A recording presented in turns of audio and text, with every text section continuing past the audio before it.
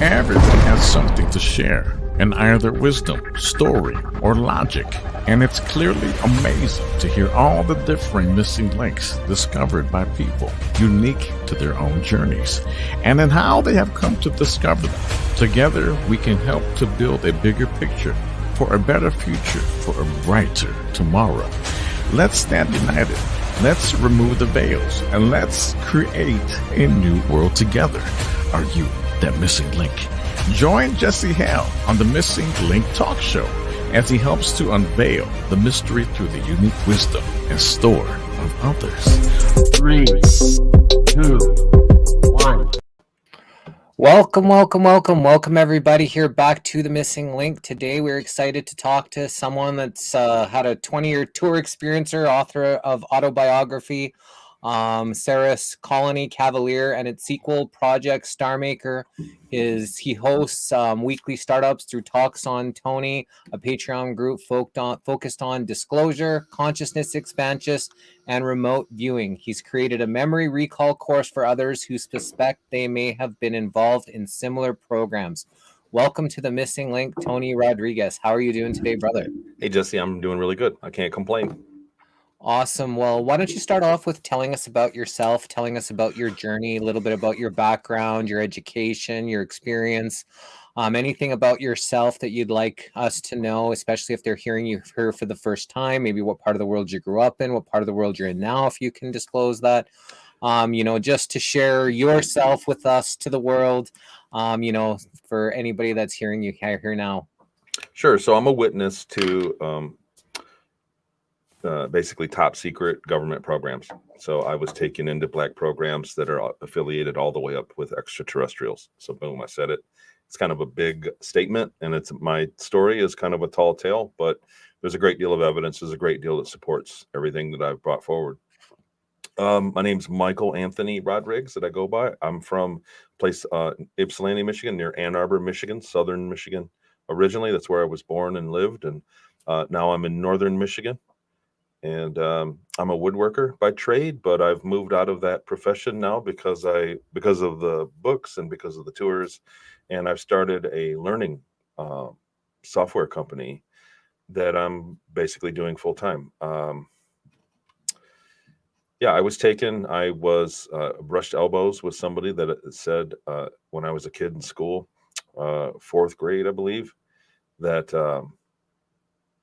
I was in the talented and gifted program, and we met once a week. It was like the top 5% of the school for advanced learning. And one of the kids in there said we didn't get along. Like as boys, we were very competitive. I wanted to be smart. He was frankly smarter than me.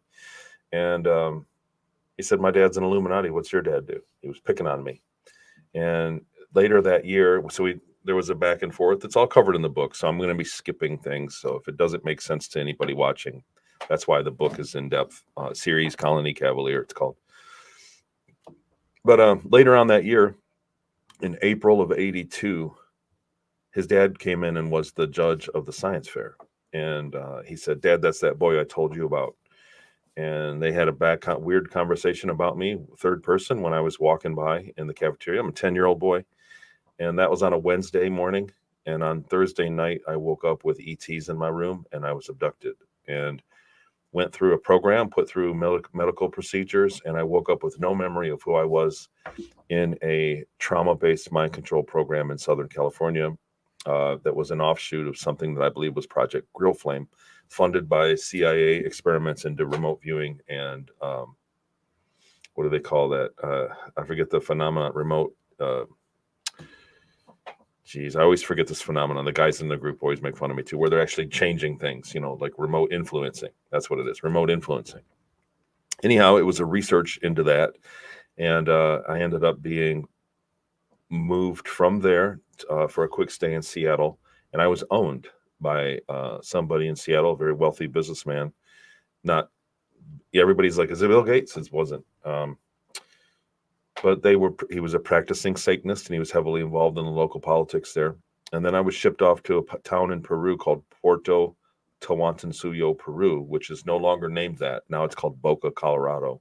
And the town 12 miles east of there is now named Porto Tawantinsuyo, and there's a Google landmark with my name on it. So it's very deceptive. It's like they're changing that. But a place called Boca, Colorado currently.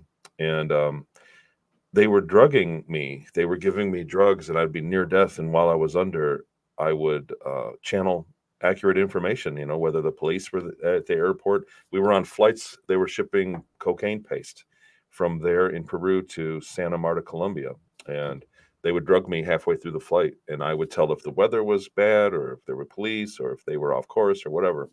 And they were also getting other reliable information. He said that I talked, you know, I had a handler, a guy that was basically in charge of me. And he said that I talked in fluent Spanish. I still don't know Spanish. He said he talked to his grandmother. His dead grandmother came through and wished him, you know, the best and told him things about his future.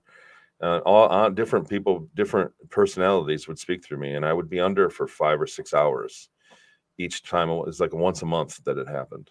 And after right around puberty, a couple years later, so this was 80, 82, 83, and 84, I was there. So after that, I kind of, right around puberty, I lost the ability. They were putting me under, and it was just gibberish, like I was talking in tongues. And so they sent me back to Seattle, and I was there and participated in horrific abuse with other children that were trafficked in and out of the house. It was a big house, and they were, like I said, they were engaged in political parties. And at a certain point, right around the age of 16, 15, right before 16, they said, if you're not going to be useful here, we're going to sell you to the military, that I'd be sold to the military. It's like, straighten up. And that's exactly what they did. They took me to a like behind a box store by the garbage behind a store, like a major store.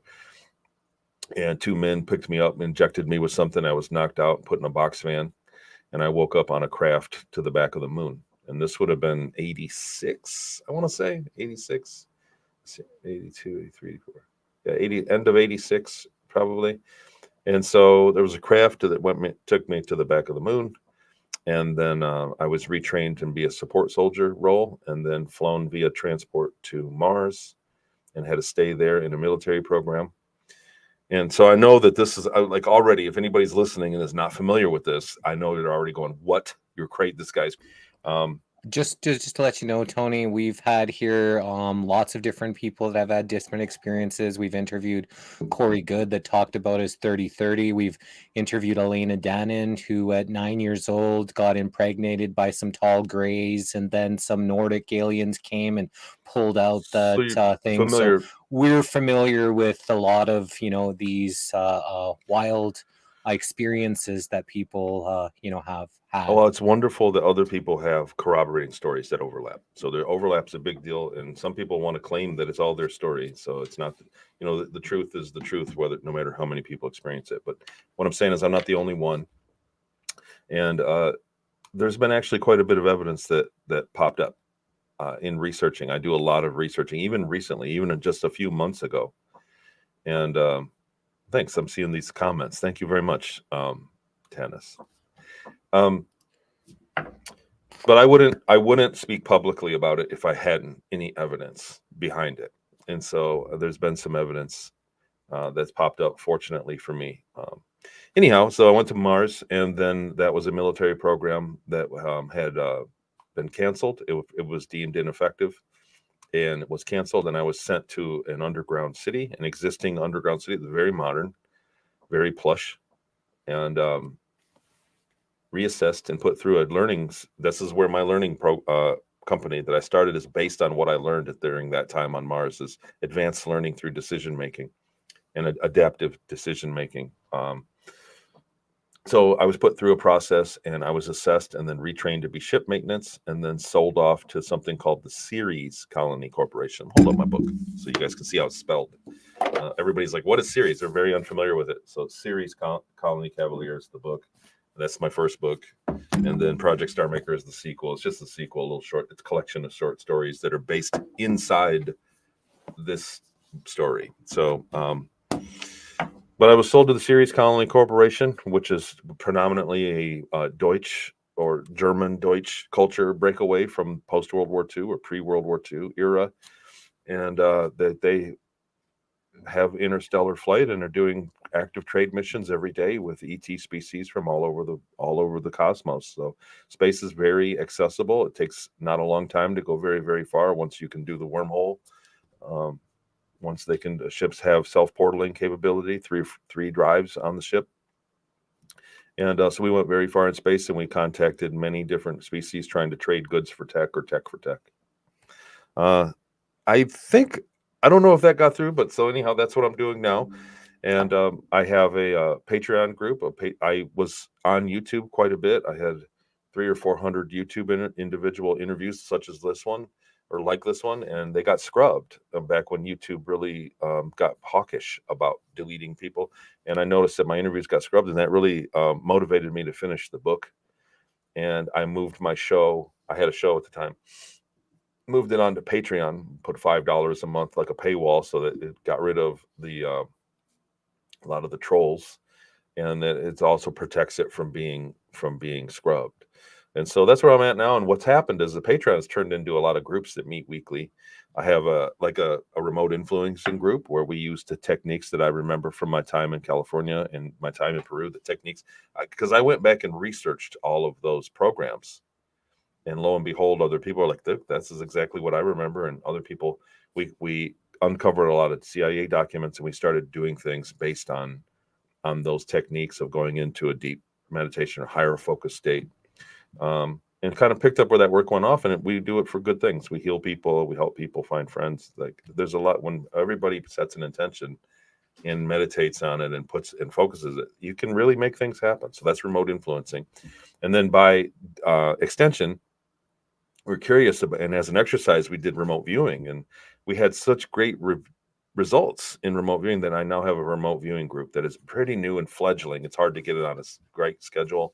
I put a lot of time into the groups, and but it's very interesting that pretty much anybody can remote view. And we get some people are off, they get nothing that day, or they remote view some like a deflection, and they remote view something else, and we'll get 3 or 4 people that get way above probability and get exact hits on the remote viewing in the group every week. It's amazing. It's actually mind-blowing to see how accurate remote viewing can be. So that's what I do now, and I do other shows and travel a little bit. I've done a few speaking engagements, a dozen or so live speaking engagements where I have a slideshow and kind of present my evidence. And I recently uncovered evidence in Peru. There's quite a bit going on there. And I found the plane that I was in that I identified 7 years ago in my testimony. And I had things on CERES, the salt deposits on CERES. I called out and said, we're salt. And NASA said, no, they're probably some other form of sulfur and some other mixture. And after 4 years, it was in 2016. So in 2020, they came out and they concluded their study and confirmed it was briny salt. So I called that out. So that's a great piece of evidence supporting me. And then there are other things in Seattle and in Inyokern. Brad Olson, a good friend, went to Inyokern and called me. And as he walked up, I was describing things before he got to there. And so I've never been there. And I described it pretty accurately, what he was seeing, except my distances. I was there. I was a kid. I was 10 years old. So in my mind, everything was much bigger. I thought, man, that bridge is at least 10 feet tall. He said, no, it's only like 2 or 3 feet. And I said, well, the doors are probably like 18 feet. He said, no, they're like 9 feet. So I was a kid when I was there. So everything seemed bigger. And that was where I was off. But I did describe a lot of aesthetics from what he was about to see as he walked in prior to him seeing them. So that was a bittersweet validation. So at the beginning, when you started to share, you said you had this kid rival at the school you're in said his dad was an Illuminati. Could you maybe explain to us what you believe the Illuminati is and what you know about that organization? Well, so I didn't have a lot of time with him and his dad, but I did have a lot of time with where I ended up, which I believe was somebody that was a member of the same organization when I was in Seattle. And I didn't see a lot of things. Like my second trip to Seattle, I was basically insulated. I was with a couple of the other, like an orphan, with 5 or 6 other boys. They would come and go. But he was a Satanist. He was a practicing Satanist. He was very influential. And Satanism to him was not what it is to the practicing Satanists on the street. It's a completely different thing. It was on the level he was, it was more of a technology than a belief. He didn't believe in any deity. He was using ritual at specific times to communicate with entities that gave him inside information. And so that's exactly what it was. So point blank, they had a ritual. They had rituals, and they practiced ritual human sacrifice, and they were obsessed with what time that the ritual took place, because there were entities that would rendezvous, and they were getting information. They were using us kids. They would give us like a plant hallucinogen mixed with wine, and we'd drink it and we'd hallucinate, and we'd be able to see another being, and they would ask us questions to ask it. And so in my mind, it's less of a religion and more of a technology. It's fascinating you say that, because maybe like 9 months, 10 months ago, I had a dream about an AI god they called Seth. And we were all the resistance, and we were fighting against this kind of like AI technology god that they had, so it's interesting how you say that, that's kind of, who their kind of deity was, is this technology stuff, because that dream that I had was so real. So, so not so much that time in Seattle or here on Earth that I have access to something that I would call was AI influenced, but definitely in space. There were definitely ETs that were of a hive mind. They were minded like a hive mind, and they behaved more like an AI, artificial intelligence, and were actually quite arrogant. They were arrogant about it. But there were at the very end of my stay, when they were putting me back, there was a interaction that I had. They were trying to put me through another trauma-based mind control so that I would my memory deletion would take. They wanted it. They knew they had the ability to see probable futures, and that's the most common question I ever get. What about So my that's parents? I was going to ask about that, because I think you just mentioned you were an orphan, but so you said at 10 you were at this gifted class, but that was through an orphanage that they had put No. you through, or were you with No. your When I was in parents? Seattle the second time, when I was 13 till 16, it was like living in as an orphan. I was living for 2 years in Seattle, in the house there, but there were other boys. It was a big house, and found the house since then. But it was a big house, and there were 5 or 6 other boys usually that they would come and go. 2 boys would come, and then a couple months later they would leave, and 2 more would come. So it was a revolving. There was trafficking going on. When you ask what about my parents had no idea what happened. I went. So I looked back at the weather reports. I remember what the weather was like that week, and that it was a Thursday night. I was taken. Then I went to school on Friday, and then I had the next day off. And that Saturday, I was very disoriented. When I got back, I had this sensation of not being in my life for 20 years, but I had only been gone overnight. So I was taken on a Thursday. I lived for 20 years. And then throughout whatever radical technology, whatever method they did, time travel or cloning or whatever, I don't know, to be honest. If I'm going to be perfectly honest, I don't know how they did it. But I woke up Friday morning, and I was like, and I had the sensation, imagine the room you're in right now, blinking and then coming back after feeling like you've been gone for 20 years. I was a 10-year-old boy. I had a pile of toys in the floor. I didn't recognize them. I went, what? These are my toys. And on that Saturday, so that I had to go to school. Immediately, I had to wake up for school that morning, Friday morning. So I got up and had to run. But when I got home later that evening, and especially the next morning, I think we did something that Friday night. But the next morning, I actually sat down and took a minute and went through my pile of toys, and I was no longer interested in them. I remembered that they were fun, but I kind of lost all interest in playing with my toys. But I had the old Stretch Armstrong that was broken. We always broke them, and I found that, and I had the sensation of not seeing it for 20 years. And I didn't know why. I didn't have those memories. I didn't remember the 20 years at the time, but I had that sensation of the passage of time is what it felt like. But for my parents, I was gone Thursday night. I woke up Friday morning back in bed. I might have been gone only an hour after the event.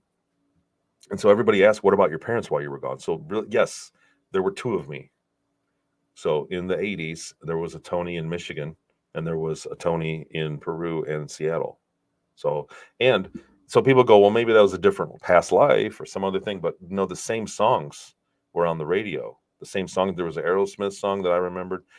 I was driving down the road in the 80s, and a song came on the radio with my brother. I wasn't driving, but I was with my brother, and a Aerosmith song came on. I said, man, this is old. He said, this just came out this week. I said, this song is super old. You know, like I had that is what happened to me. Like the media was the same. The song Aha, Take On Me by Aha was out, I think in 85 or 86. That song they played at the parties in Seattle. So I knew that song, but then I didn't hear it for 20 years. All that had happened, and I went back to my life. And then, so it was 22 years later, it felt like an old song to me. So yeah, people always ask, where were your parents while you were gone all this time? I wasn't gone all that time. I was immediately put back. And when you take that circumstance, it says we don't think like that. We're conditioned to not think that time travel is an option in any way, shape, or form. We are completely unequipped to entertain that thought. But when you look at other abductions, everybody describes the same thing. Like, we saw a light, the car quit running. I saw a gray standing there in my bed. I woke up on my couch and I felt weird, and we saw bright lights, and there was a gray in the living room. And then I don't remember what happened. Everybody says I don't remember what happened, but then I woke up a few minutes later. Everybody said that's your typical abduction. That's your typical encounter. That's 70%, maybe as high as 70%. Described an encounter exactly like that. I was minding my own business, doing X, and then I saw some lights. And then I saw a being, and then I don't remember what happened, and I lost time. I lost an hour. I woke up, it was an hour later. So now when you look at the possibility, they could have kept you for a decade or 2 decades or 4 decades and done what they wanted and put you back. The disorientation is always there too. The people always say, well, I was very disoriented, just the same way that I'm describing it. Like, I felt like I was gone for all that time. Even though I went downstairs, and I'm not lying, I felt like I hadn't seen my mom in that time, and I ran up and gave her a hug. And my sister hated me. Like, we had the sibling rivalry, so I went to hug my sister, and she's like, get off me. And I was like, I love you, like, I didn't know why, but I had that sensation of being reunited the next day. So that was real. So when you were in this school that you felt like an orphanage, when you were maybe 12, 14, was that part of the 20 years that you were gone? Or you said that's during the time. So look, chronology, I have a slide that has all this, and it's in the book. The timeline, the best defense against people so upwards of 2,500 people have contacted me since I've gone public 7 years ago and said that they've had similar experiences, and they work with me. And my only tool is making a timeline. Tell me when you were born. Tell me when it happened. Tell me what was the next thing that happened. And I work it out in time. Nobody pays attention to really looking at the timeline of it. And it's very revealing.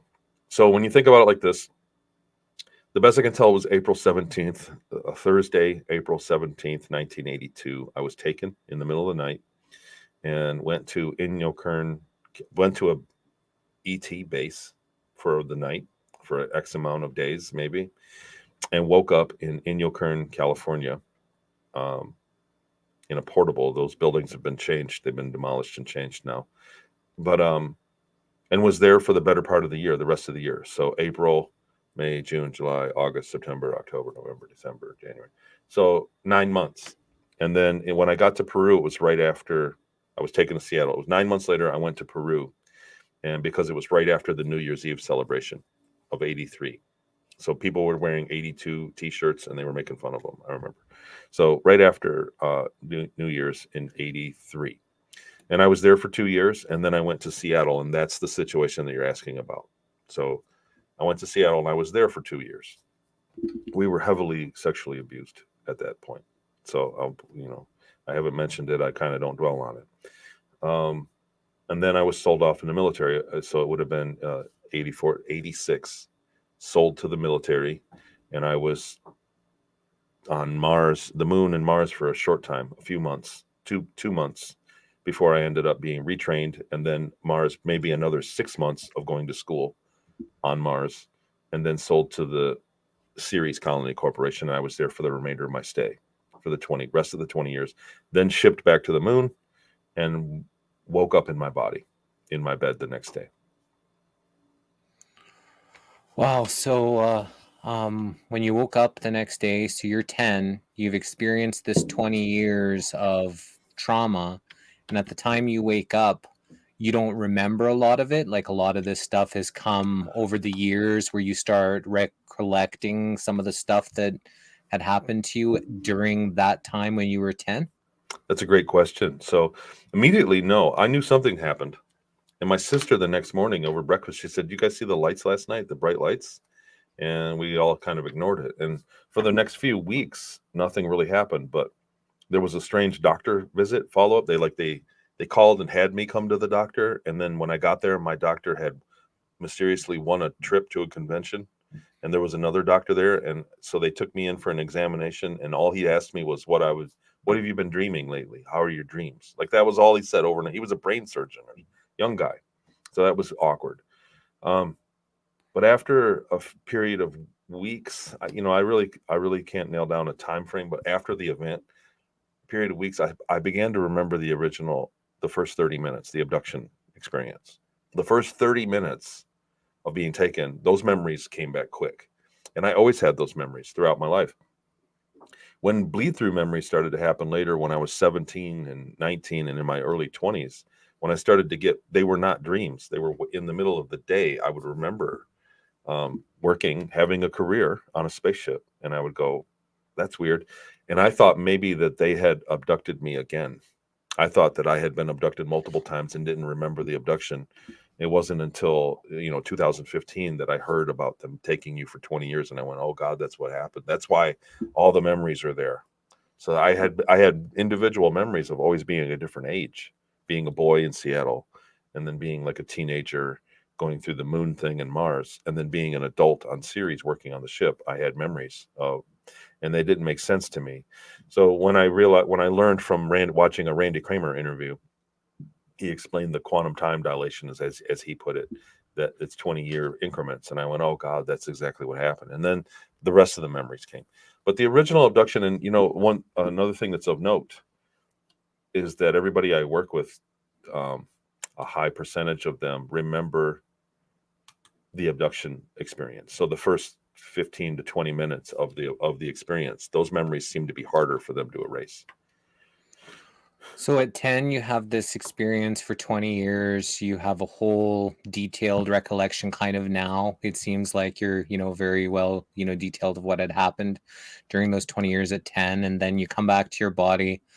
You start to remember things, pieces start coming, and eventually start remembering this over the years. So after 10, had you had, besides that doctor, have you had any other experiences where you've been taken, any government stuff, any kind of weird stuff that isn't normal, since after that initial time that you did get taken for those 20 years? I have indeed had some very weird things and a lack of things. I remember being abducted as recently as 5 years ago and sitting on a table with an ET, waking up, being allowed to wake up, excuse me, and an interaction, a communication with a gray ET, and it's asked me questions, and then it stuck something up my nose in this nostril, and it was like it injected me with something, and I woke up in the morning, and my pillow, and I'm not a bleeder, I don't nosebleed ever, and I woke up and there was blood all over my pillow,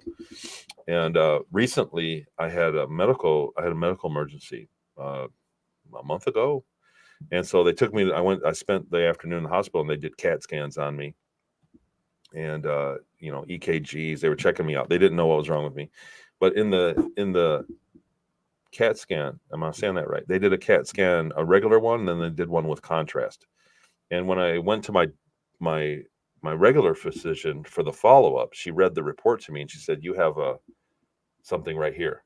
What did she call it? A cyst." She said, "You have probably a cyst or something." Like there's literally the place I remember him injecting me. There is something showed up on the scan, so there's something there, and they called it a cyst or something. So, yeah, that's pretty weird. There've been other weird things. I haven't really cataloged them all, and I think for me talking, considering I talk publicly as much as I do about about the programs that and fleshed out quite a bit of evidence about the existence of programs. I think I'm being left alone quite a bit. I'm being left to speak about it. So I don't know to what end. People always go, the main criticism is, what if they're screen memories? What if they're fake memories that they put in you, Tony? And I'm going, well, they put 20 years of memories. And to what end? Like, what am I doing that would justify doing that to a person? You know, like, obviously, whatever process that is. So what is the end result of me getting screen memories? And my screen memories do have supporting evidence. So if it wasn't me, then somebody else was experiencing it. But I have green eyes that stand out. You know, look at the camera. And during my time in the 20 years, I remember many times people remarking about, oh, wow, he's got green eyes. And so I believe it was me. And I remember seeing me in the mirror, even though they didn't allow me to have facial hair. So, do you think that that was maybe a chip that they implanted into their brain, or like, you know, like what would they inject you with that they could possibly have, with these screening? I don't know exactly what purpose, and I'd like to feel that I'm in full, you know what I mean, that I have my faculties, and but you know, I have a few hints. I have a few hints that I'm working on, but nothing I'd care to talk about. So it's unsettling, to be fair. The entire genre should be unsettling to everybody. Everything I'm saying should be very unsettling to, you know, all of the. There is no secret interaction with people that's good for them, right? So everybody says, well, they're benevolent, or these are the good guys. Took me when I was a kid, and it's our highest crime to take a child from its home without permission. Do you understand? Like, it's the highest crime of humanity. So even if it was good and was beneficial, it still is a huge crime. Like, if it was benevolent, they would knock on the front door. And so people should be very, very alarmed at the fact, and it's not me. It's not, you know, there's over 50,000 UFO sightings a year, every single year globally. And, you know, not all, most of those are a mistake that somebody saw something that's not real, but there's a percentage of them that are very real. There's a lot of abduction. I'd like to get the numbers on how many people report being abducted or having seen them, you know, physical contact. The numbers are high. The numbers are very, very high. And so that many witnesses to anything is sufficient to believe and act on. And if we're not getting permission, we're not getting any kind of say in the matter, and our governments are keeping it, then it can't be good. Yeah, well, it's obviously something nefarious is going on. And, you know, I've interviewed a lot of people, and I still am not 100% sure about how real space is, right? Because of all the deceptions and things. And some of this stuff that's going on, you know, might have well be military abductions. They're doing this stuff in order to perpetuate the space, you know, phenomenon. And so there's lots of different theories of when and why.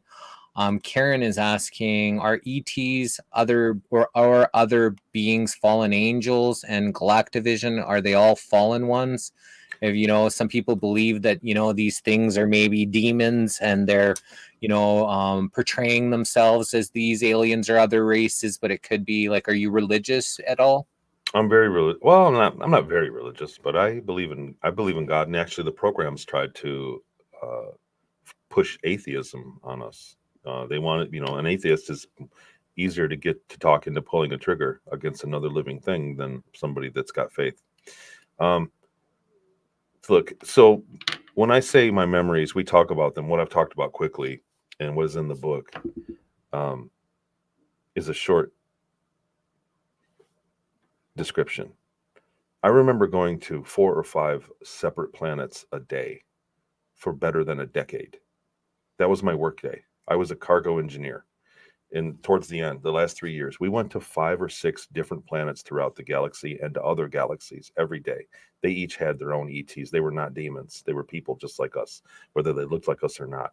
If they speak 150 to 200,000 words, it could be a bucket of goo. We considered it a person. So they were not angels. They were people like us. The nature extends beyond the sky.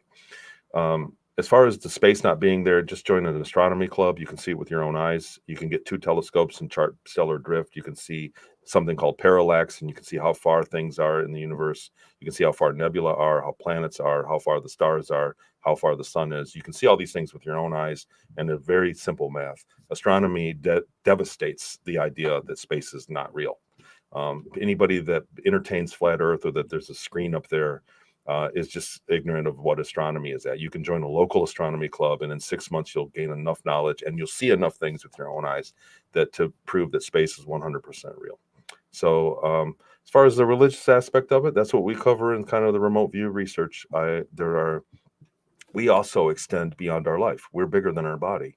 You're going to die, but our consciousness doesn't. We're part of another underlying. Dan Winter calls it the array. The CIA called it the infinite. Geez, off the top of my head, I'm good. It's in the book, but they call it the absolute infinity. They call it the absolute infinity. We've interviewed Dan Winter as well, so he's definitely a quite a brain. He's got quite a fascinating brain on that one. You got to keep up with him. Yeah, he's high speed, but he calls it the array. So the quantum array, because when you look at things that are quarks, the size of a quark, it's like pixels. We live in a quantum hologram of pixels, but outside of that is an array, and that's kind of where you reside when you die, until you come back or move on. And so, spirituality is real, God's real, and space is real. We're in a very big, people say simulation, well, we're in a very big universal sized simulation. So you just got to treat it, I'm quite aware that most of the atoms that make me up, that I'm made up of, are not touching, that there's empty space, and that I'm not actually touching the chair, and I'm not actually touching the table. But that doesn't mean that I treat them like as such. Like you have to treat things that are solid. You have to treat a tree branch that's falling on you as something that's dangerous. So whether or not it is in fact solid doesn't matter. You have to treat it like it is. So sorry, we're getting into some really contested subjects, which is great. Yeah, I just I'm open to every possibility, but I'm all 100% factual based. And unless I can see it, and, I'm open to the theories, but I don't have set conclusions on different things. So that's why I just keep being very open-minded, like a sponge. I don't discredit anybody's information, but I just, I like to explore all possibilities, because there is so much deception. There's so much lies. They don't show us an actual Earth spinning around from space with the moon and the sun. Like, they don't show us things that they could easily prove these different theories. They want people divided. They want people still in this. So there's no stuff that I've actually seen where I can actually believe it, right? Besides listening to people's, stories or accounts of things that have happened, that's the closest that I get to actually believing stuff, coming from people. Because when people tell me things, I actually see pictures in my mind when it's real, or, a lot of the times I can see them as they tell the stories. I can watch it play in my head as a person's talking to me. So that to me is a good indicator for me when I know something is coming, or at least that they've experienced it and they believe that it happened, because I can see those pictures in my mind. There's a huge effort to deceive us across the board, and people should be less upset with people about the subject matter than the people that are deceiving them. So most people are getting their information through short reels, through media on your phone. This is where people are getting their information. People are not getting it with critical thinking, like in real life. People aren't going, like I said, the astronomer, put your eye through a telescope that is not a video screen, it's just a piece of glass, and look at something with your own eye, and it's a different it's a more sound information. I mean, it's a more profound set of information intake. So we're getting deceived by a lot of things across the board. They want us. You got to look at why. When they when they found mines and they explored the world, they started, as soon as the governments could sail across the ocean, they started perpetuating that the world was flat for the peasantry. They didn't want other people to sail and figure out that they could set themselves free. They didn't want them to get out or find that they could go there and exploit resources somewhere else. They told everybody, the world, don't go up the horizon, you'll die. Lands are not below. Each country is not perhaps a planet. See, I'm a little lost with that. So So planets are above and not below. Each different country is not perhaps a planet. Yeah, I'm not quite sure. But here's a question from Andrea on our Facebook. So, this is a good does question. your family know all this? When did you start to share some of this information? Did you share at 10 and thought, no, you were just dreaming that? Like, how did that occur with your family? And what's your relationship like now with your family? So I always maintained that I was abducted. I was that kid throughout school. I was abducted by aliens. I didn't know why. But I So didn't at have a 10, lot. so at 10, you shared this with your schoolmates, with your family. You just 11 or started 12. telling, Yeah. whenever, at that early age, you just started sharing with everybody and everybody No, I thought you was were that. immediately ridiculed and learned to shut up about it. So it was later on, like when I was in my, late teens and 20s, when I started having, I'd be at the kid at the party and have a few drinks and start talking. What do you believe about aliens? Like it would come out of me then. And I got met with different things, but it's generally not something that is beneficial to speak about.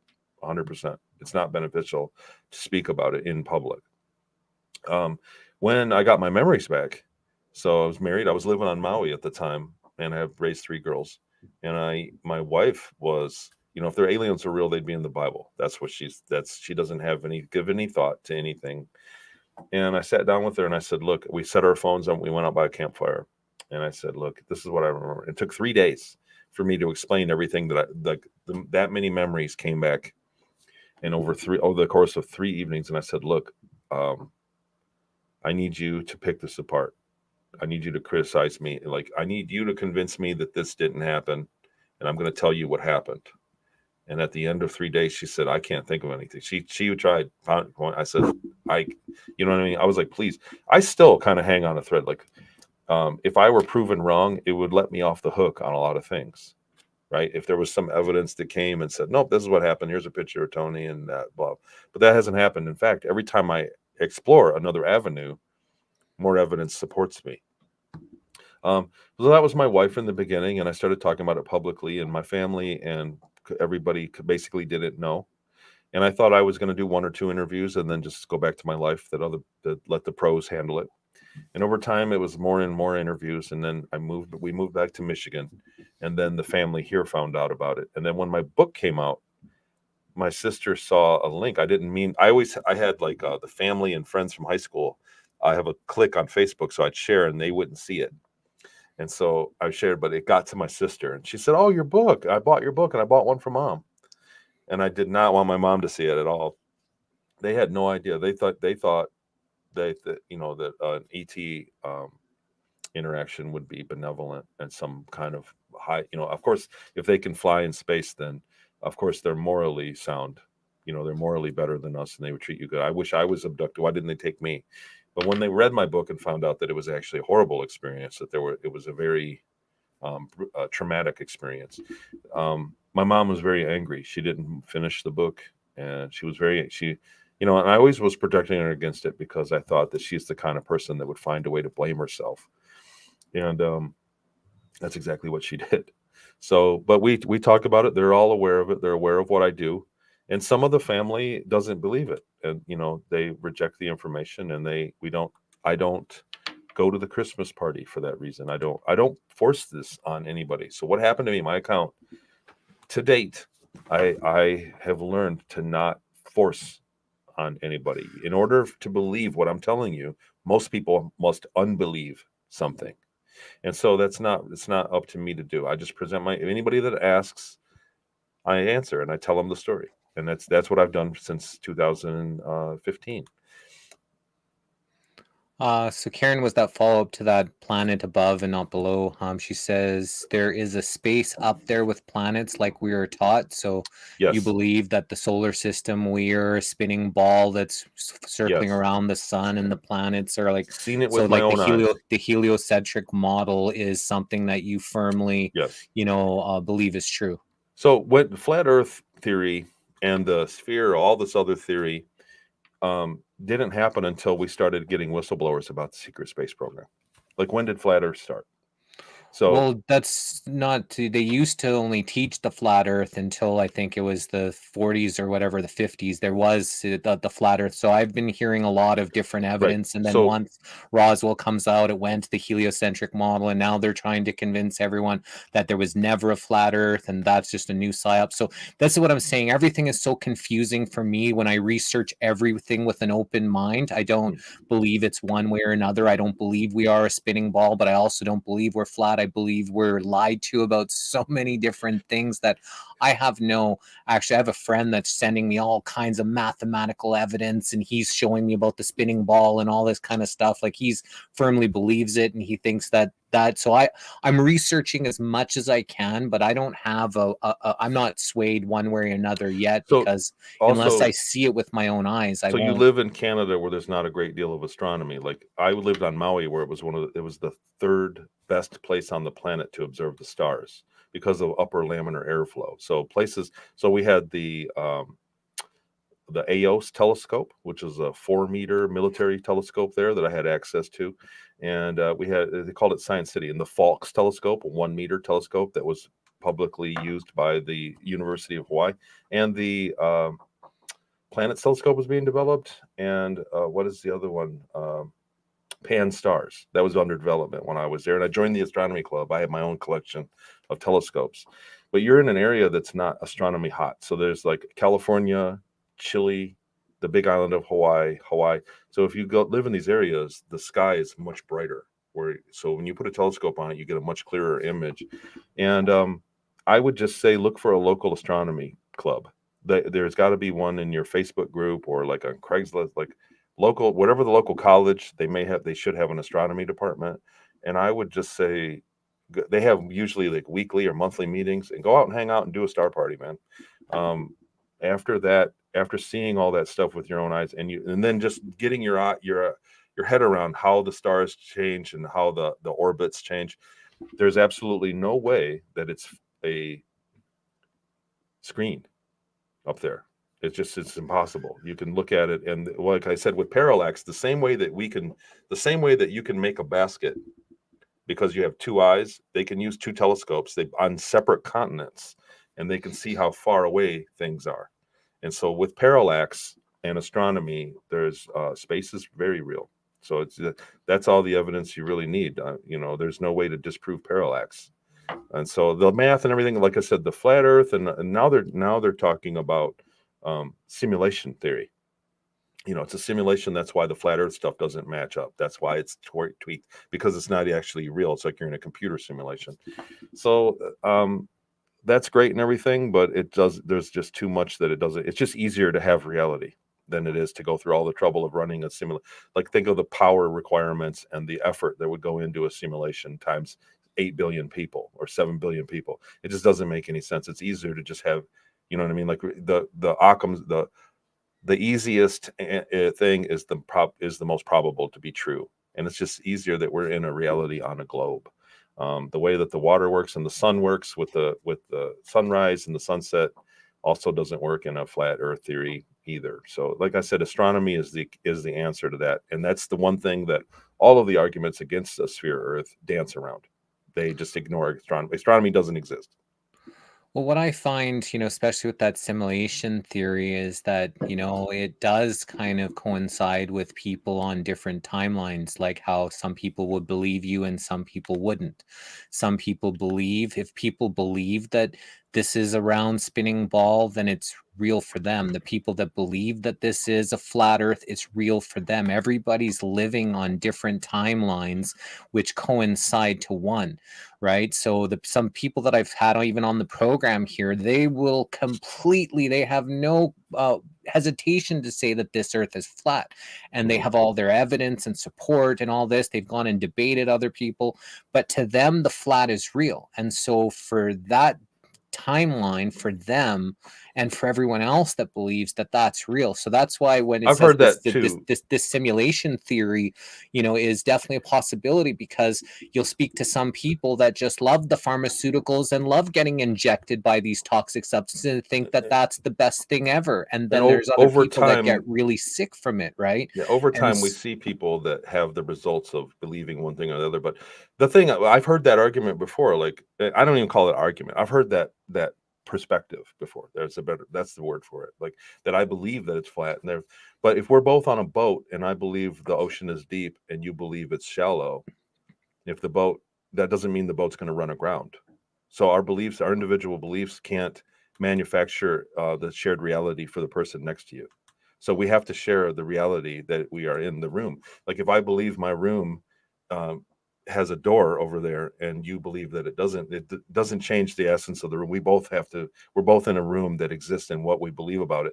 So what I'm saying is, you're talking about flat. If they believe it, then that's a huge perturbation of reality. So we should be able to manufacture that in the same room. We should be able to recreate that and be like, I believe that my desk is clear and you believe that it's white. And the desk is going to remain tan. It doesn't change because we believe it. So we should be able to replicate that.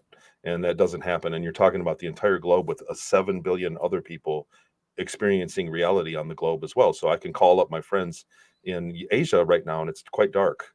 And I can call people in Europe and the sun is setting. So there's a reality that doesn't change no matter what we believe. so just to your point about calling, so I've taken posts of the moon up in the air here in Alberta, Canada. And I say, yeah, it's the moon and the sun is out. It's a day moon. Who else on earth sees it? England saw it, Philippines saw it, all these different places at that exact time, which is supposed to be on the other end. So I've done actually theories like this, and I've seen people that can all see the moon at the same time when they're not supposed to see it. When the guy who believes in the round, he showed me angles of why it could be seen and stuff like that. Like, I've had people There's say quite a that, bit that it would explain why the moon would be visible in daytime and around the world. It's over 250,000 miles away. So the angle of it is easy for a large amount of the world to get a view of it. The other thing is, well, I don't know. I'm not going to question, the people that were involved on the experiment. If you get people, like you said, that want to see something and that they don't, and then it moves an hour, what is that? 7 degrees per hour in the sky. So in a couple hours, in 24 hours, it's visible everywhere anyway, no matter what. So it's 1 hour back each day. There are some things, like I said, the astronomy changes every day, and when you keep an eye, if you go out every night and look at the sky and learn the sky, it works. It works exactly the way that we are observing other bodies in space. Karen wants to know, do you think there's an ice wall around the Earth? No, I believe there's Antarctica at the bottom and there's the Arctic at the top. What do you think the magnetic wall called the Van Allen belt is? The Van Allen belts are real and they're weaker than they are attributed. So people that say that we never went to the moon because of the Van Allen belts, because they'd cook you, it is deadly radiation, but not if you just stay in it for a few days. The same way that you get an X-ray, you don't die from it. But if you were constantly under an X-ray for a year, you would be very, very damaged from it. So here's an interesting question from Karen. She is asking if the moon is a reptilian base, because one of the theories is that we did go to the moon and that they scared the crap out of the people that went up there and said, you better shut your mouth and not tell people what is actually up here. That's why they supposedly lost the technology to go back to the moon, because they were kind of threatened to not tell and go back. Do you think, what's your thoughts? You said you were on the moon. Is it a reptilian base? What kind of moon is it? It was a massive place. So very deep in the moon, there were many layers, and there were many species there. In fact, at the return, at the end of my book, there was a building on the surface of the moon, and I was taken at one point to a corner office and could see the surface of the moon.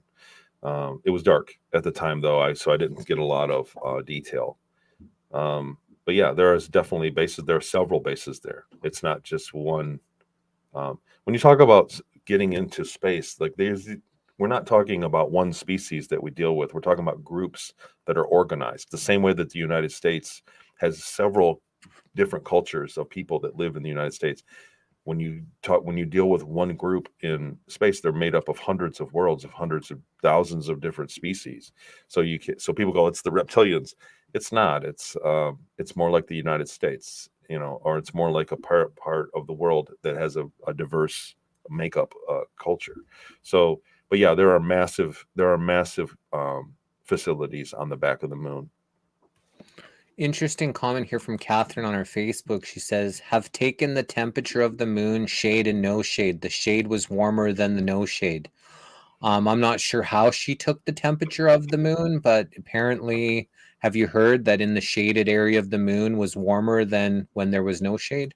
Yeah, I have no comment on that. I'm interested if she'd used like an infrared thing, or she was taking the temperature of the moon.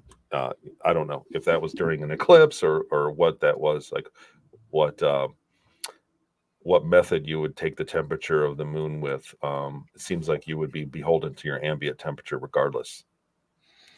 So all the experiences you remember with other beings from other races, aliens, whatever they are, were malevolent. They weren't of the good. Like, is that kind of maybe So your account? So yeah, so everybody wants to put good and evil to it, and I just think that for the most part, there were humans that were working alongside them, and some of the species regard themselves as better than humans, as more advanced, and they saw us as a lower life form. So that would come across as malevolent behavior, the same way that we treat like farm animals. I always use that example. We don't think anything about farm animals or having horses or dogs. People spank their dog for peeing in the house.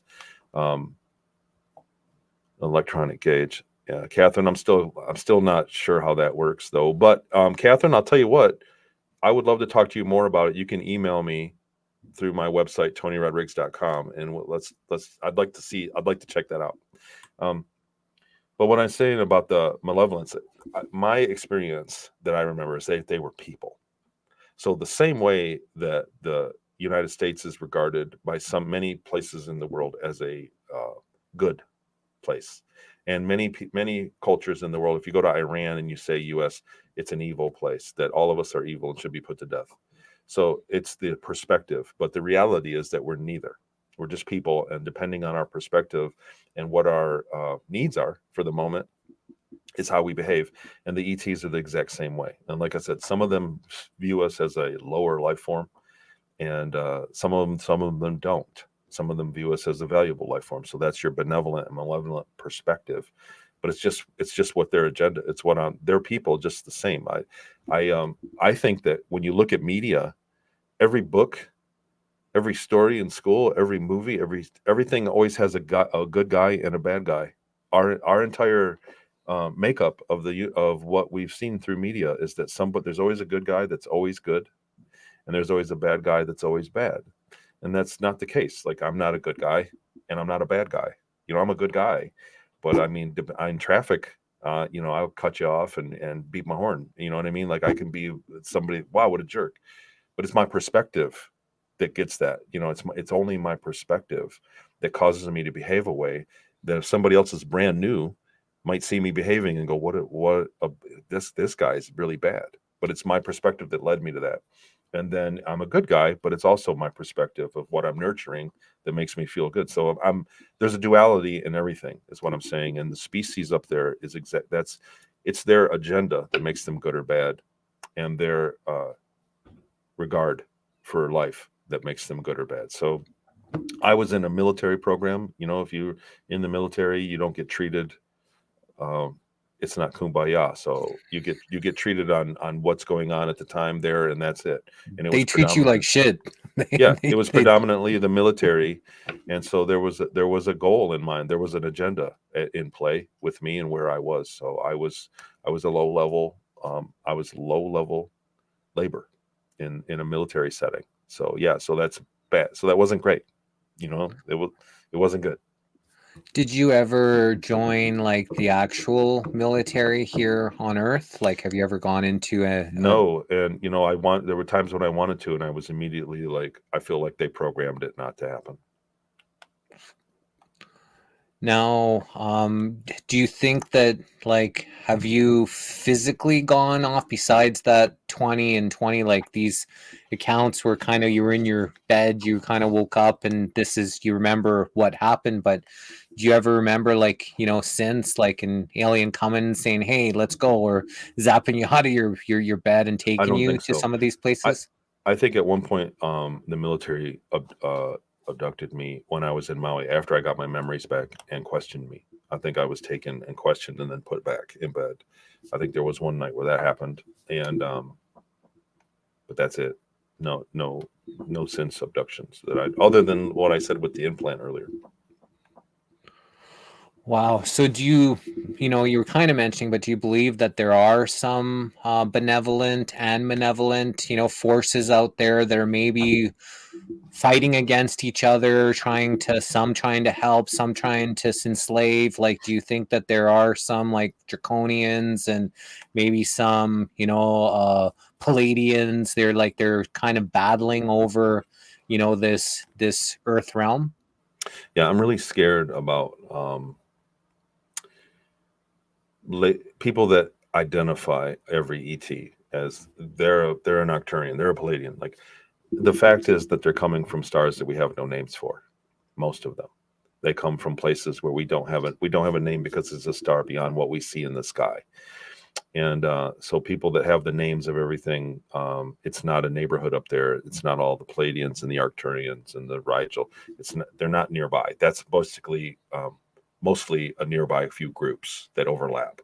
And so space is very, very, very, very, very big. And we are being interacted with by ETs from very, very far away. There are beings, so there's a level of tech that caps out at where there's consciousness. And so in order to entertain consciousness technology, then you have to get benevolent. So at least that's my take on things. So in order to make a machine that does something for you, it doesn't matter if you're benevolent or not. In fact, it's about getting the resources to build the machine. And so that's a kind of a 3D kind of what we would see as a malevolent action. So you have to control the resources and you have to control the knowledge to build your machine that has your technology. But when they get to the point where they can consciously change things, like you said, where we can believe things that happen and then they happen in the shared reality for everyone. So there are beings that can come here and say, that couch is now purple, and and everybody witnesses it changing to purple because they have a developed consciousness. At that level, they're very benevolent because we are all basically made out of the same thing. We're all basically the same constructed consciousness that witnesses everything. At least that's my take on it. And don't necessarily quote me on that. Well, we've been told lots of different things that have happened to us over the last hundreds or thousands of years. Potential Anunnaki doing genetic modifications to us. I think scientifically they say most people only use about 10% of their brains. So I think maybe now things are getting more and more. People are starting to expand their consciousness. People are using telepathy more. People are using remote viewing, using some of these other brain functions. So I think that brain is expanding, but I still think we're still using a small percentage. So some of these things like color changing and things like that, these are all possibilities. I think if we fully, knew what our brain was and was able to utilize every single faction of it, which I don't think most people have yet. It all tends to hinge on an early meditation, like clearing out and kind of forgetting all of your thoughts. It's like that when you tune in and can think of nothing, when you get everything out. That's like the beginning of every phenomenon, remote viewing or remote influencing or being a mediumship. All of it hinges on, and then a lot of them call on guides, things that are intelligences that are beyond, like in the array.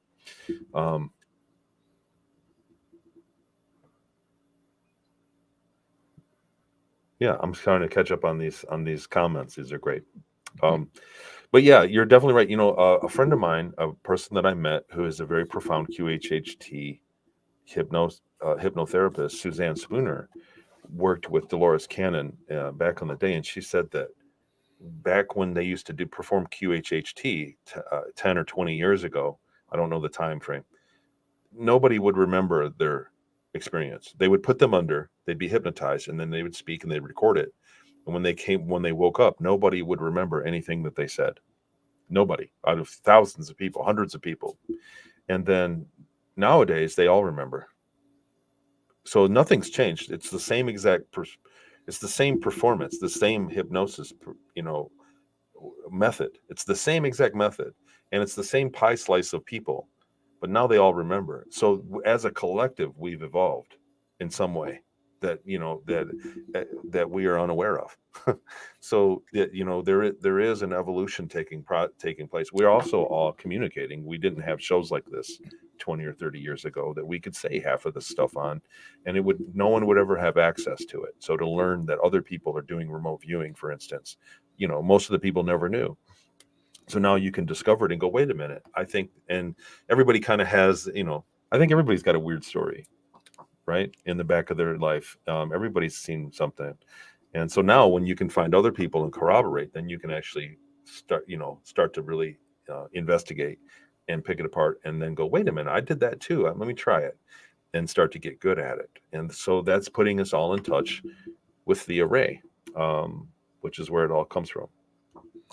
I think the biggest thing is for a lot of people is the thought that I'm not alone, I'm not crazy, other people are having these experiences. Not everybody has, but when you can hear other people that are having similar experiences you have, when you've been deemed as crazy, that's not real. It starts out with, parents, right, from an early age. Children and animals tend to see these energies. Apparently, we only see about 10% of also the energy that's around us, right? Like it's the way stuff less than that. It's way less of the visible spectrum. We see hardly anything. Yeah. Of what's actually out there. There's some people can see like fairies and dragons and all kinds of things that are happening out there, which most other people can't see. But when you're a child, and in the most cases, not all, we've even had someone recently that their parents guided them a little bit with their experience. But most parents, if you say there's something under my bed or there's something in my closet or I see something or start talking to someone, no, don't talk to yourself. No, that's not there. No, you're just, no, that's for crazy people. And so as a child, if you see something that's real to you, and then your parent says that's not real, don't do that, or shuts you down, it confuses you and maybe shuts that door to potentially being able to see things. And people that have had severe trauma when they've been children have had to protect themselves by checking out of their body. And when they check out of their body, they go into these other dimensions or other realms where they start to see these things that are out there, which most other people can't see. And then a lot of people that have had that severe trauma as a child, tend to be able to see things that most other people can't visibly see with these senses and these eyes.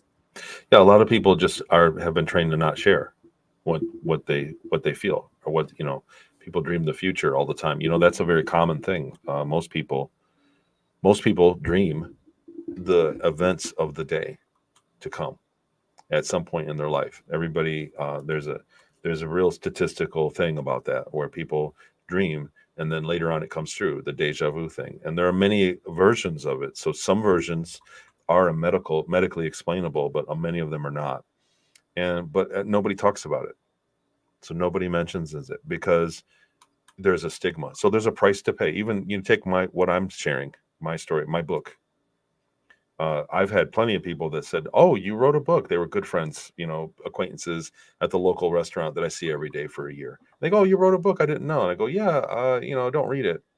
And they go, "No, I want to read it, please." And I give it to them, and they read. They get into it, and then they don't want to talk to me anymore. So because it challenges their They're beliefs. programming. They're programming. People have Exactly. been And programmed. We've been indoctrinated. You know, there's a spell that's, you know, and that's why I say about different timelines. People are under spells. People are under different levels of programming. And, you know, you, it's hard for someone to comprehend someone else's story when it, you know, counters what their narrative or what their program is. there is we're going to have to come across this subject matter sooner or later. People have to start really getting in front of their media intake, because we are being programmed subliminally. The technology is way ahead of where we think it is, and you can be influenced. And we're going to see it ramp up here next year in the US election again. And people are being programmed to feel emotions that they would otherwise not feel, and to have opinions that they otherwise would not have. But our media intake has really skyrocketed in the last decade, even the kids, and it's, you can see it. Like, I had daughters, and they would behave one way, and as soon as they got access to the internet, their handheld device, very shortly after, within months, they behaved in a different way, and then a year later they behaved a completely different way, and you can't undo that. And they're being influenced. We're researching it. I research it for the learning software, what it is. And there's a lot of influence that you can do electronically on people, and that they're unaware of, that is very effective. And it's scary to when I research and I look at the data and I go, wow, that's kind of what we're seeing all the time. So you have to limit your intake of media. And like I said, so our subject today that we're talking about, whether the Earth's flat or round, there is a media push. And when they're coming out of everywhere all at once, when it comes from everywhere suddenly, that's not an organic thing. So when there's a movement that just pops up and it's all over, and when other things are being silenced, that is not organic as well. So there's a reason for that. The CIA said, we will have succeeded. And this was, I think, the German guy that was in CIA propaganda. We will have succeeded when everybody doesn't know what the truth is. When they deceived us all, and we all have the incorrect opinion about everything. Well, it's easier to fool someone than to convince them they were fooled, and that's 100% with the programming that's been in place. Here we got a question from Tanis on our YouTube channel, and welcome to everybody on our YouTube channel. I see that there's a whole bunch of people on our Forbidden History Chronicles YouTube channel. We are also now on our new YouTube channel called The Missing Link Live. And I'm not sure where Tanis is, but please, everybody that's watching, we're soon not going to be doing them on our Forbidden History Chronicles and just on our The Missing Link Live YouTube channel. But Tanis is asking, was there a race that influenced you the most? So, yeah, the human race. To be fair, there were other ones that were noticeable. There was a one mission that I did that I was very, I liked. The thing is, when it's in a, I don't know the word, like social, I want to say social setting, when it's in a random setting, ETs are exactly like people. For the most part, they're just like people. It's just like meeting somebody at the bus stop. It was very pleasant experience. So as far as one individual, I did meet one that was said to be very advanced, and it was impressive. It was more like seeing a celebrity than being impressed or influenced. So it's just like seeing people throughout, like, walking through Vegas and seeing somebody that's dressed up. It's the same kind of experience. You don't think much of it when it's right now. It's not our reality, right? Right now, it's hidden from us. So we think it's more than what it is. But if it was our reality, if ETs were mocking among us, we'd adapt and be very used to it very quickly. It's just the technology and everything. Like, we have great technology now than we had even 50 years ago. We live in a different world, and we think nothing of it. And living amongst ETs with advanced technology is going to be the same experience. Like Lori says here, repeat a lie often enough, it becomes the truth. And that's what they do with the mass media indoctrination. Here at The Missing Link, we're trying to get a signed copy of everybody's book. So I guess we can talk about that afterward. But Renee I can wants get one to you. Yeah, I would love that. That's one of we're gonna have. Would both would be amazing if we could sign it. Just sign it to the missing link or something, because that's kind Sure. of. I'll But get your info and send them off to you. I got to get one of these in the mail today too. oh, beautiful. I don't So know if it's backwards. no, we can see it. So it's Project STARMAKER and Sirius Colony Cavalier. Ceres Colony Cavalier, and then the sequel is Project StarMaker. So I guess it goes like this. What is the series like? It's spelled different than most series that I've ever That's seen. the I had planet. trouble pronouncing it at the beginning. So It's Ceres, like TV series, and it's a planet. It's in between Mars and the asteroid belt. It's a dwarf planet. It's observable. It's actually out tonight. It's about 580 miles in diameter. It's round, and that's where I was. That's where the base was, on inside underground bases and Ceres. That was basically a Deutsch culture, and I lived there for about more than a decade. And there were huge cities underground built in giant caverns that they had moved into, and an existing base that some other species built and abandoned. So Ceres, if you look it up, that was where the Okator crater is, and where they had those bright spots. It was in the news in 2016, and that's where I said, well, those were deposited. There was a geyser there that would go off randomly between 6 and 9 years, and it would shoot water into the air, into space, and then the water would evaporate, and the salt would snow back down and deposit there. And that's what over 1,000 years. But then when NASA got the Dawn probe there, they were showing us pictures of it. Everybody said it was a city and everything. I said, no, that's salt deposit. I went on record in 2016. And like I said, NASA originally said they did a high altitude spectral analysis, and they said it was probably, they weren't sure what it was. It was probably a makeup of sulfur and a bunch of other minerals. And I had researchers that I'd been on record with say, do you want to retract your statement? And I said, absolutely not. I know it's salt. I flew over it and looked out the window when the geyser was going off in probably 1996. And it's definitely salt. There's meters deep of salt right there. That's what you're looking at. And there's a little bit of magnesium. And 4 years later, NASA, the Dawn probe went into a lower orbit and got a really good spectral analysis, and they concluded it's briny salt. The article came out in August of 2020. that's amazing. Karen from our Facebook is asking, have you ever used the military goggles, and what did you see? I don't think so.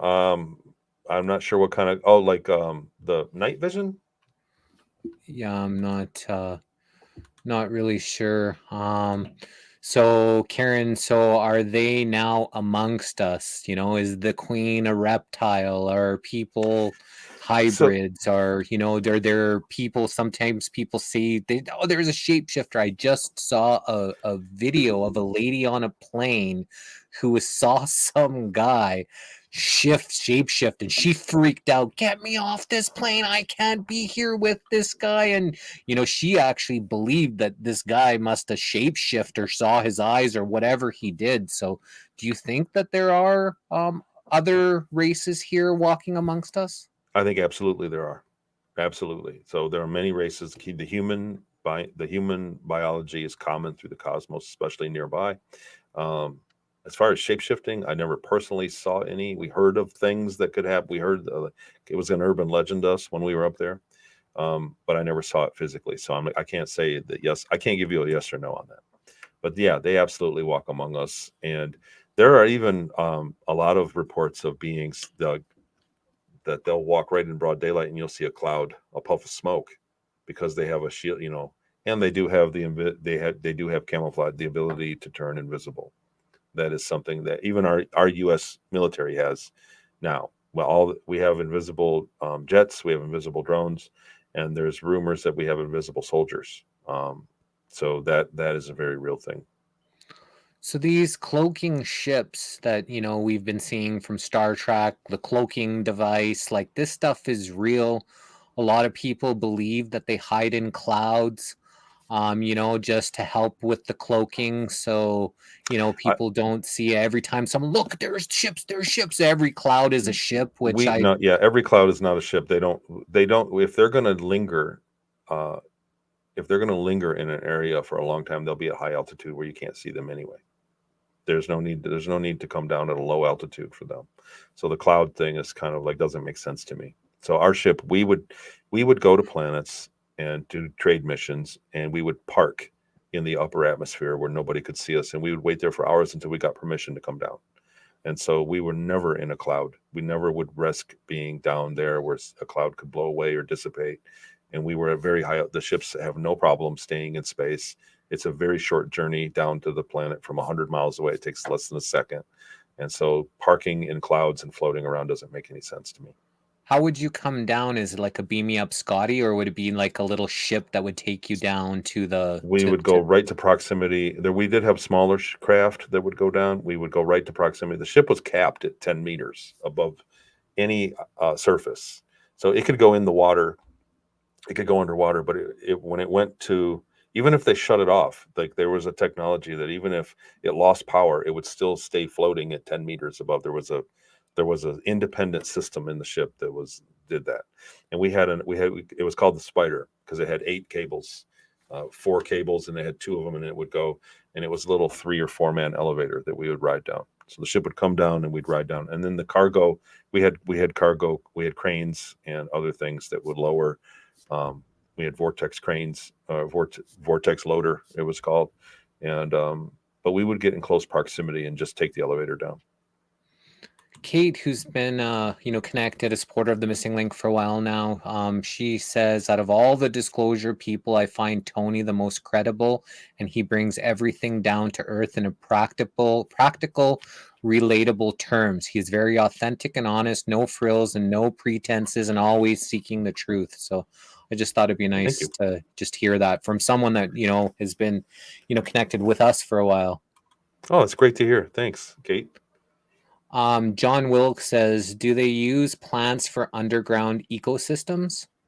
Yes. So there were gardens that they did. They had machines that made the oxygen, and they had artificial gravity. But there were plants. So when, like, do you try to actively try to connect? Do you, like, we have people here that have come and they connect to different beings, different races. I mentioned that Elena and Dannon that was on here a few times. She got saved by these Nordic aliens, or ETs, from like the Nordic looking, and that who took out the tall gray implant that they impregnated her when she was 9, and ever since then she's had a connection with them. She talks with them. They've taken her up on the ship, physical body on the ship and stuff. So she's has these things. Other people have talked to the galactics. They use their little pendulums. They get downloads. They get messages. They're connecting with different people. Do you meditate? Do you try to connect? Do you try to ask questions? Do you get answers? Like, do you have something that directly communicates with you? So no, I do meditate, and I do ask my mind to access the universe, and there's problem solving that I've messed with in the past, but I don't have any kind of I don't try to connect to anything. When you do that mentally, when you're trying, in essence channeling mentally, there's no telling who you're really talking to.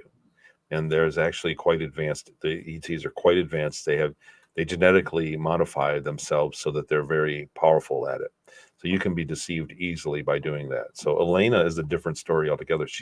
They retuned her existing implant, and I absolutely believe her testimony and believe that the Nordic ETs are here. That's all I can say. That's all I can say about that. But as far as channeling, I know a lot of people that do it, that want to connect. The CE5 thing. There's a girl, Lily Nova, who has had craft that she's filmed. So she's done the meditation and connected to what she calls Star Family, and does it on camera, and had craft. Like, she's got pictures of actual ET craft. So that's impressive. There are other people that do it, even in my group, that do the CE5, the ESETI Ranch, James Gillian. There's a lot of contact there. What's the other one? There's another one that's popped up that is almost exactly like the ESETI Ranch, where every night they're getting contact. And in Sedona, Arizona, the Skinwalkers Ranch. I don't think it's the Skinwalker one. So, okay. And then I was in Sedona a few months ago, maybe or 6 months ago, and there are guys there there's a guy that does a tour, and if you don't see a UFO, he'll give your money back. And he said he's never given anybody their money back. They go out every single night and see phenomena. So a lot of them could be satellites, it could be anything, but there's a lot of phenomena in the sky. People are doing this. They are not doing this, and it shows.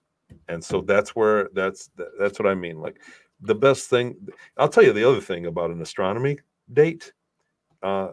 club date, it's a great date. So to go to the planetarium and look through the telescope and then go get dinner is an awesome date. It's not the same old boring programming movie that you get. I think everybody should do a little bit of astronomy these days, especially with the effort they're putting behind skewing the info. We have, like, I'm always looking up. I'm looking up at the sky. I'm looking up at clouds. I'm looking up at the sun, taking pictures of the moon, looking at the stars. I see flashing lights. I see all the stuff moving through the skies. And, like, I see all kinds of stuff because I don't look down. I always like to look up, and I try to video this stuff. Me and my girlfriend Angeline, we like to go outside in the evenings and just look up at the stars in the sky, so we can see a lot even up here in Canada. So I've seen some fantastic things that aren't explained. I haven't seen any crafts or any aliens. I was sleeping on my buddy's houseboat. I slept on the roof. I brought my pillow up there, and I just watched the sky and the stars for hours in the middle of complete black, and it was completely clear sky. So I saw 7 shooting stars. I saw, I think, 4 or 5 blinking lights. I saw different things go by and stuff. And I was literally yelling out, "Beam me up, Scotty!" I was like, trying to make them aware that I'm willing to go up for a ride, but I haven't had that experience myself. Here's Karen asking a question from our Facebook. Do you go through portals with the ship to get there? So the ship had 3 separate drives. It had an A to B drive that was anti-grav, that was very, very fast, and it had the ability to make its own portal to jump, and usually went to another star system. And then there was a third drive that used an existing anomaly in space. So there's one near Jupiter, an existing portal that it would go through to go to other galaxies. It had access to like 18 galaxies.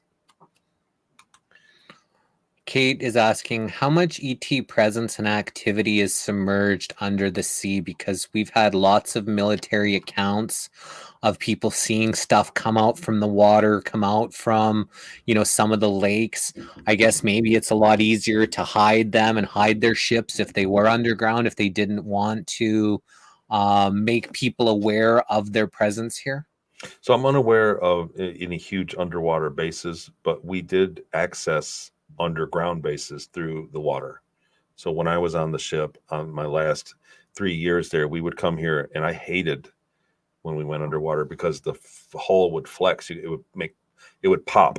You could hear sounds from it, and it was anti-grav, and it basically makes the water near the ship weightless. And then when that pushes it out of the way, the rest of the water gets pushed out of the way. So it could go very fast underwater, but it still flexed, made the hull flex because the water was directly near it. And it was scary to me. But we would go from South America to Antarctica and back. What's your thoughts on disclosure? How soon? It seems like the media is talking a little bit more. Pentagon is talking a little bit more about stuff. We've had here someone, that had the inner workings of the Illuminati. So apparently he scored the 5 fastest goals in hockey history, was 5 goals in 3 minutes and 7 seconds. So it was 53:07. And this was in his junior. And once the Illuminatis, they're all about numbers and signs. Because he had this special number, they brought him in. He knew all about the stolen gold in the air, the stuff that happened, Malaysia. He knew all about Bitcoin before Bitcoin. They're the ones that created the Bitcoin and all this. And he was saying what they told him in 2024 is when they plan on having like a fake alien invasion, where they're going to apparently have these things where supposed aliens are going to attack Earth, and then some benevolent aliens are going to stop them, and they're going to be the big heroes, and and everybody's going to be all hail these, this Jesus-like alien. Like, this is what he predicts from stuff that he was told like 20 years ago, and a lot of what he was told has come true. So he believes that 2024 is the next big alien revealing of whatever this attack, or whether it's real or not. But this is what they shared with him many years ago. There's a lot of talk about false alien invasion. When you think about like everybody in the chat and what I'm talking about right now, I haven't got too many critical remarks. Everybody's pretty well up to speed. You guys already know a lot of what I'm talking about. But when you talk about to people that are on the street that have no idea, and then you think about a way to bring them up to speed, it's going to be something sort of drastic. But really, I've said this before with people. Like, I could walk down Main Street. I could be in Vegas on Fremont Street, thousands of people with a gray alien next to me, and walk down the middle of the street, and it could telepathically say good morning to people. And we walk out and go and leave the street, and all those people would only say, "That's a great trick. How'd they do that?" They would not believe what they had just seen. We are that programmed against it. So I like how they don't call it a UFO anymore, because we're programmed to laugh at UFO. So instead of unprogramming that, they rebranded it UAP. So now it's a UAP. It's a different. Don't laugh at that. That's not a laughing matter. UFO is a laughing matter. So it's the same exact term. It's the same thing, but they just redid that because that shows the level of programming that we've been exposed to, and they're getting us ready. They did disclose. We do have the UAP, congressional meetings that we can look at. That's a full disclosure of craft that are going fast enough to go to other worlds. That's the thing that everybody goes, "Oh, that's ours. That's just our drone." No, it's not, because it was going 70,000 miles an hour in the blink of an eye. And if it can go that fast, it can get to the moon very quickly. We can immediately build out on the moon.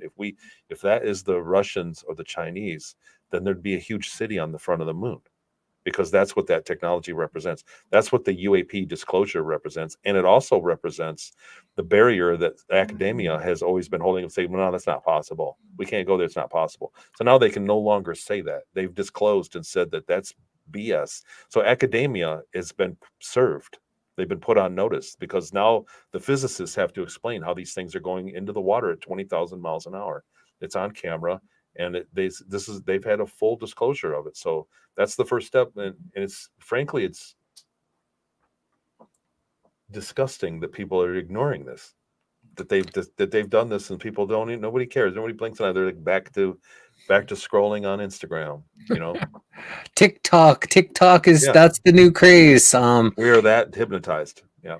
Kate says, someone I know was visiting Costa Rica and said he saw craft and someone emerging from the ocean onto land. So I think there's a lot of ET activity that is submerged.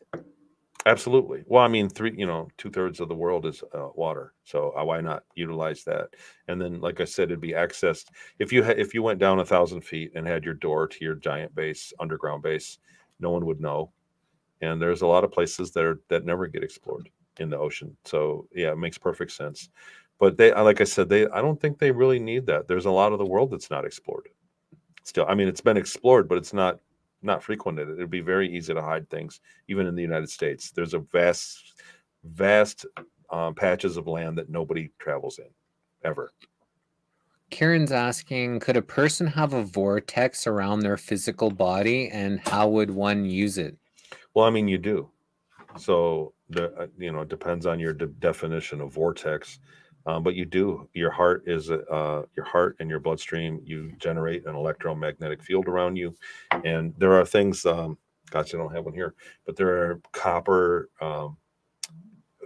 kinesiology jewelry that you can put on, and changes your strength and changes the way you can balance, because it moves that field around you. So you do kinesiology, I believe, is the there's kinesiology. Gosh, the word escapes me, but there's jewelry that you can affect it. Yeah, they have Oregon has some of this, where you've got this copper inside of these Mhm. different metals and things like that. Kate is saying a torus field vortex. Have you ever? Yeah, we give off an electromagnetic field around us, and you can feel it. People that are empathetic, some people are. It's a gift to not feel it and not be affected by others. So people that are unempathetic, it's a gift. It's a gift. It's also a curse. And then people that are empathetic and can feel everybody's feel, that's also a gift and a curse, because you can pick up when somebody's having a bad day. Now your day's bad. And then if you don't have that and you're unempathetic and people are having a bad day around you, you just go about your business. So both things are blessings, depending on what your purpose is. But we absolutely do give off an electromagnetic field. Another vortex, if she's talking about creating something, that's a whole different thing. And there's literature for that, but I won't get into too much of that. But I would say, go ahead and go to the CIA declassified library.gov and put that stuff in there. Put torus field in the search and see what comes up. That's a great place to look for info like that. She says, I have one around me. I feel it wobbling by my feet, coming up over me. I usually fill it up with love, joy, and abundance. Thank you for answering. If you were walking in late night, you're walking the dog. I'm not sure if you have a dog or not, but just say you were walking, it was 1 a.m. or 3 a.m. Apparently this 3:33 or 3:03 a.m. is when the weird stuff tends to happen. But a ship ends up flying and they said, Tony, get in. What would you do? Man, that's a great question. I don't know. I guess I would get in. The curiosity would kill me. It wouldn't kill me, but I'd be in there. I'd be like, let's go. We need to pick up my girlfriend and my dog. Yeah, I don't have any kind of desire for contact. Like some people, everybody's like wants to contact. Like I've kind of had my fill of it. I would like to go back up, to be honest with you, as a free man and not as slave labor like I was the first time. So John from our YouTube says I'd get into. But I guess it depending on the situation, what they looked like, how you felt, if they felt benevolent, if they felt like they were going to attack, if it was U.S. military, pretending that they were these aliens. I guess there's a lot of different factors that would go along. Definitely a question that requires a vibe check on, for the answer. So would you get in? I don't know. It depends on the circumstance. I don't know. How is your intuition? Well, these days, not bad. I'd say the big thing is I was very emotionally damaged when they put me back. My teens and 20s, I was a very damaged person. And when it was all over with, there was a day when it was like I healed, like I came back, like there were two of me. And when the other one quit being, the one of me healed in some way emotionally. And I don't think my intuition's been great since then, but recently in the last year, things have really changed for me internally. And so, I like to think it's okay. But I'm the first to claim that I'm just a normal person and, I'm very imperfect. That's the first thing. So let me make this clear. So at 10, you were taken for 20 years in this physical body that you're in. Like you remember this body. So there was another body here that was playing out those 20 years. And so when you got put back into your body, you played out those 20 years like that other body did. And then once you were 30, once that 20 years was done, then that other body was no longer needed. And then that's when you reclaimed and healed. Like am I catching that? So my theory, and this is a theory because like I said, well, I didn't say it here, but in the past I've said like you can go in for surgery on your spleen. And once they put you under, you have no idea what they've committed surgery on. You just know that there was something happened. So that's really the extent of my knowledge of the process. But it feels like to me that they cloned me, that there were two of me literally in the same room. And then in order to drive that clone, they had a method of extracting consciousness.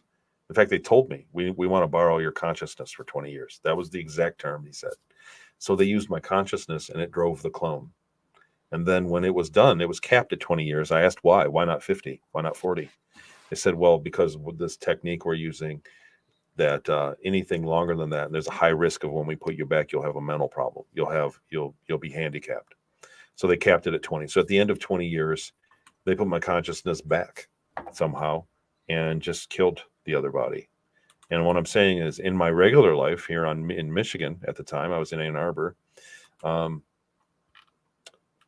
That day I changed. 20 years later, when the other body died, I woke up and I went, it's over. I kept saying it over and over again. I cleaned my room. I got my career got in order. Within 6 months, my entire life changed, corrected. And so what I mean is that I was a diluted version of myself in both selves until the other one was shut down. And I've heard this from many other people that have said, working with people one-on-one, that said they've gone through the same thing. I'm saying, well, I always look for an intake event. When did it start? Okay, so when were you taken? How old were you? Where were you? And I look at the intake event and I roll the clock forward 20 years. And I wait while they're talking and I suddenly ask, so where were you in 2007? Or for instance, and they go, what do you mean? I said, well, did you have a life change or something? And they go, how did you know that? And so it's very common. There's after 20 years after an intake event, there's an exit event. So what is your mission or purpose? Like, do you know why you're here? Do you know what you're doing? Or you just go day by day? Or do you have some certain, things that you would like to happen? Or, is there any thoughts on you? Well, right now I'm working on a learning software, on a learning program to supplement education curriculum that I think is going to be faster. It's decision-based. It's based on what I remember from being taught when I was on Mars. And I'm building that company, and we've gone quite far. It's a big undertaking. Right now we're at the preschool level. We're doing like a preschool prep course that we're going to build, and it's based on decision-making. So it's like cartoons and characters and things. And that's kind of proof of concept that'll get marketed to kids, parents, so that they could give their kid a few hours of this course and they could potentially skip preschool and just pass the test and go straight to kindergarten. So that's our first product we're going to roll out. And then we're going to go straight to probably some self-helps. There may be some other training video that work on the same thing that we might go look at corporate training. And then we're going to go straight into K-12 for homeschooling curriculum. So supplemental homeschooling, if you think about it right now, for a single mom to homeschool a child, it's affordable. I think they're like $1,500 to $2,000 a year, but it's like 6 hours a day out of a single mom's life. It's not doable. It's just too much. A single mom has to work and provide, plus feed and do the clothes and everything. So there's just not too many hours in the day to be a teacher. So we can present subjects where the kids can go into the software that adapts. If the kid's doing good, it goes quickly, and if the child begins to struggle, it slows down and re-explains. So the mom can be freed up for 3 hours of that, and now it becomes attainable. And this empowers the learning. Our learning system, the education system, has really gone downhill.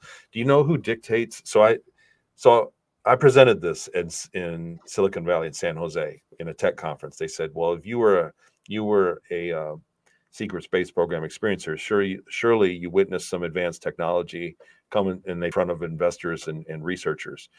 And I presented 5 or 6 technologies that I witnessed, and this was one of them.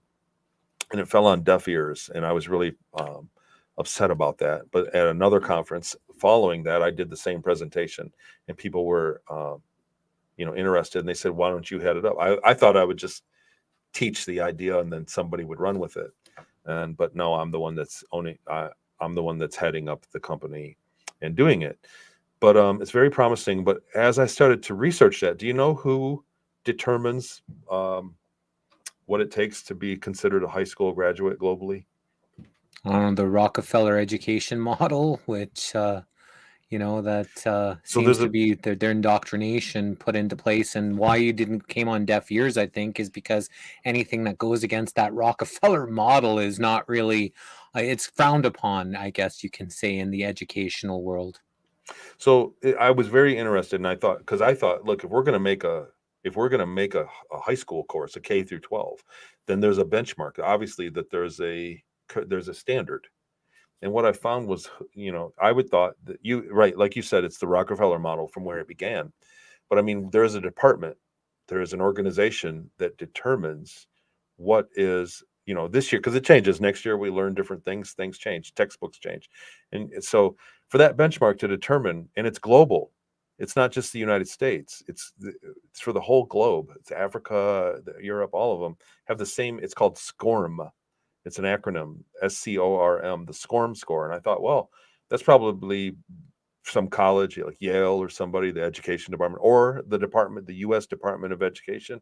I thought I was going to get redirected to their website. It's actually the United States Department of Defense determines. It's the R is probably Rockefeller. Yeah. part in it, but yeah, that's fascinating. Great info. Thanks. John is asking about the clone body. Did your clone body have a consciousness soul separate from you, or do you think that it was soulless? It felt like me. It felt like me. And like, it's important to say, so there were two of me. So I was living my life and then taken. And then there were two of me, 1982 to 2002. It was 2000 because of, so it's complicated, but 2002, say. And then this one was put back. And it's interesting that I experienced the other first. Oh, thank you, Karen. Very active. And I'm Portuguese. But anyhow, the 20 years of the programs I experienced first. Like in my memory, I can, like, it's a farther distance for me to remember 9 years old than it is to remember 14 years old by 20 more years. Like the chronological, that 20 years happened first. And then I went back and started over. Like, that's what it feels like in my mind. So it feels like the same consciousness. To answer that question, it feels like the same exact consciousness. It was the same body. I had the same skill set, the same kind of performance. Like, I can only do so good. I can only reach so high of a level of chess player, and I'm never gonna be a grandmaster chess player. I just don't have that. And my body in that circumstance was the same. If at 10 you went for 20 years, and then throughout those 20 years you started remembering things, do you think that as, say, you were 20 or 17 when you started having these memories, that was actually happening with you at that other place, were going through this thing that you had already done, but it was real time for you at 20 years old, even though you did it at 10, and now all of a sudden you're feeling these things happening because you're there doing it?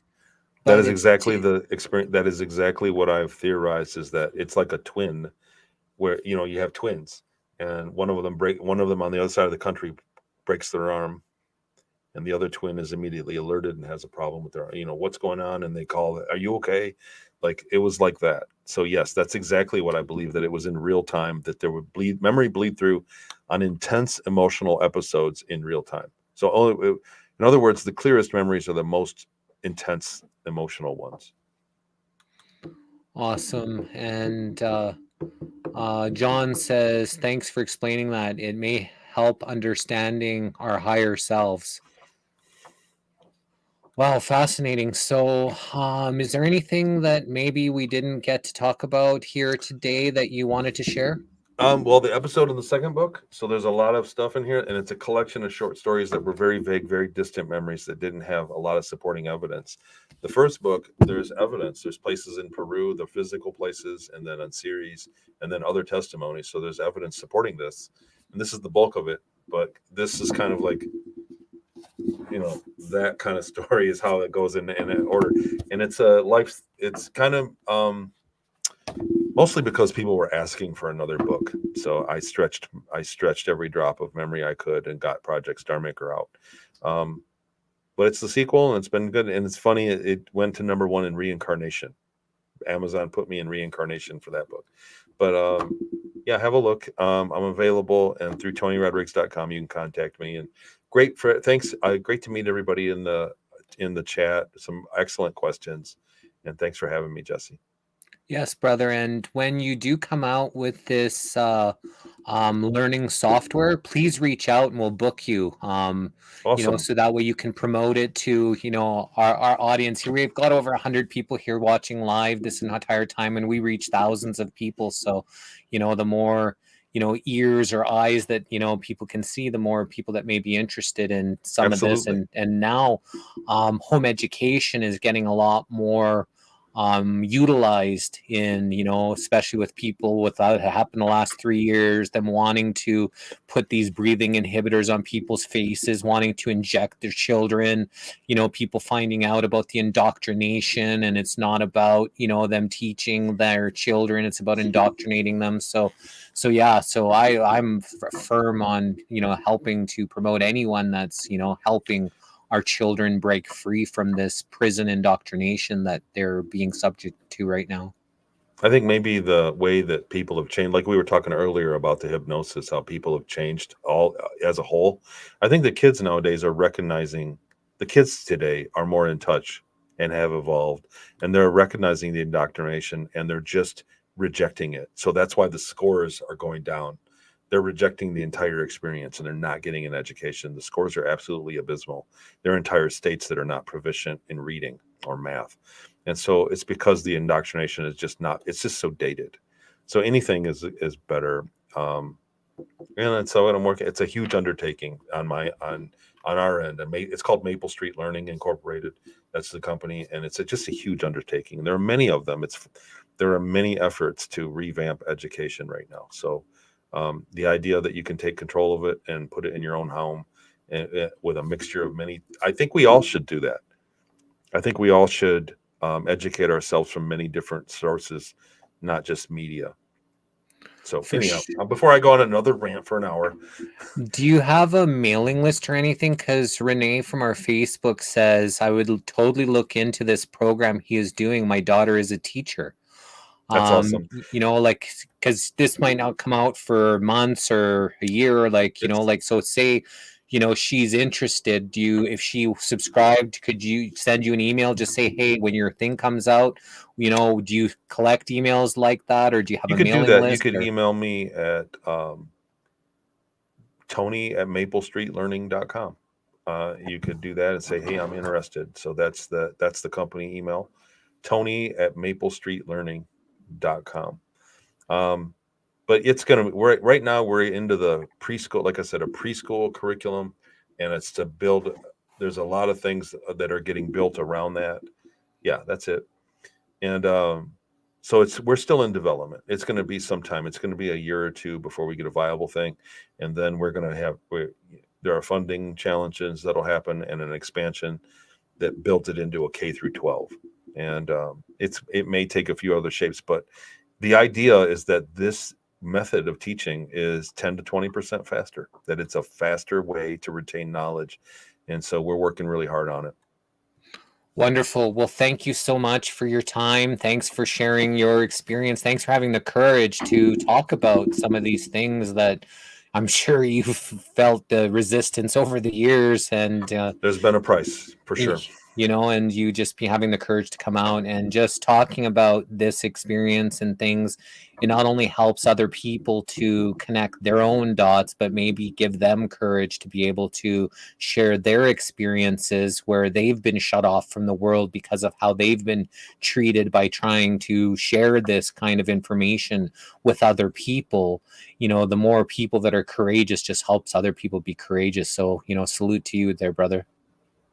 Thank you. Thank you very much. Thanks for giving me a spot to talk about it. You're very welcome. Well, thanks everybody for all your likes, comments, hearts, shares, and stars. We appreciate all of your love and support. Tony, may the source be with you in all that you do. Thanks everybody. May the source be with you all. Next week on The Missing Link, we've got Dr. Kent Hovind on Monday coming back for the second time. On Tuesday, we've got Donald Cagiano. On Wednesday, we got Dr. Sandra Rose Michael. On Thursday, we've got Renee Raw. And then on Friday, we've got Jim Gale. So that's the upcoming week. I'm Jesse Howell, your host of The Missing Link. Please let us know in the comments what you thought about Tony, what you thought about this interview. and anything else that you wanted to share. So a lot of people say brave soul, thanks, love when you do your interviews, you. gratitude, they enjoyed the show. Enjoy your day raising people's frequencies.